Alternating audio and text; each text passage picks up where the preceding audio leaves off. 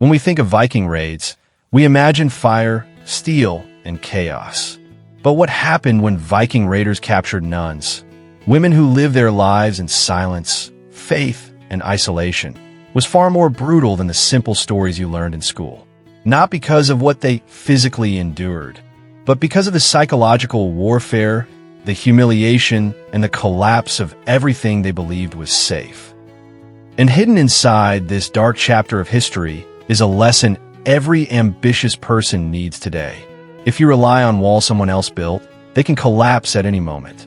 Stay with me, because the deeper we go, the more disturbing, shocking, and relevant this story becomes. In the early Middle Ages, monasteries and convents were considered sanctuaries, protected by faith, not by walls. Nuns lived far from political intrigue, far from battlefields, trusting that their isolation made them untouchable. But to Viking raiders, these religious communities weren't sacred. They were targets. Why?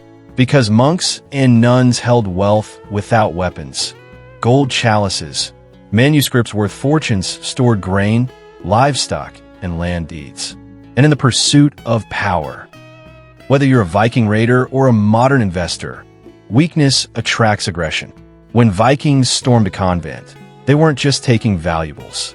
They were tearing down a worldview. Imagine the fear, hearing the horns, feeling the earth shake beneath hundreds of boots, watching strangers tear through sacred spaces you believed were protected by divine order. For the nuns, the brutality wasn't only physical, it was psychological. The Vikings weren't just breaking doors. They were breaking the illusion that safety is guaranteed. But what happened after the raid? That was even darker, because it wasn't about plunder anymore. It was about domination. When Vikings captured nuns, they didn't simply take prisoners. They took symbols of purity, devotion, and peace, and dragged them into a world where none of those qualities protected you.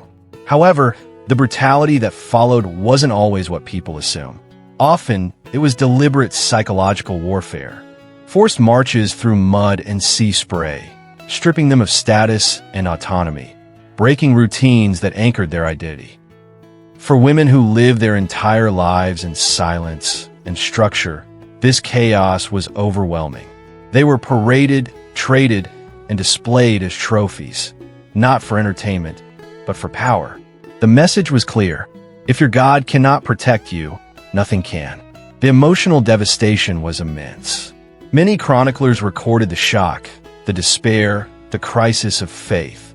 They described nuns forced to witness the destruction of their sacred objects, their habits taken away, their identities shattered. And here's the lesson hidden in this darkness.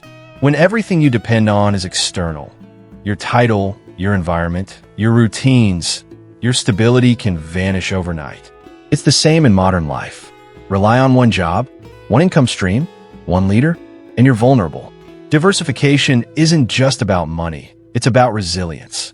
But captivity wasn't the end, because for some nuns, the story took a shocking turn that few history books ever discuss. Many people assume that captured nuns vanished into oblivion. But history, when you dig deeper, tells a more complex, surprising story. Some were ransomed back to their communities, returning forever changed. Some were adopted into Viking households as educated advisors, scribes, or caretakers, because literacy was rare and knowledge was power. A few even integrated into Norse society, influencing the very world that once terrified them. And the most remarkable part? Many chroniclers describe these survivors as stronger, sharper, and far more resilient than before. They learned that life can collapse without warning. They learned that status is fragile. They learned that power belongs to those who create it, not those who inherit it. Their trauma did not define them. Their response did. And that is the real lesson here. In life, you will face storms you never expected. But your future is decided not by the storm, but by the skills, resilience, and mindset you bring into it.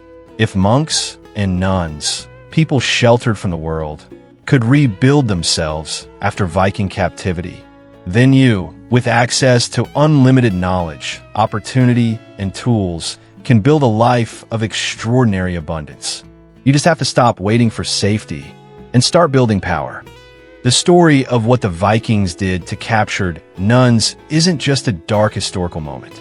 It's a reminder that safety is never guaranteed, and true freedom comes from independence, strategy, and inner strength. If you want to explore another story that will transform the way you think about power, wealth, and resilience, tap the video on your screen right now. You're going to want to see where we go next.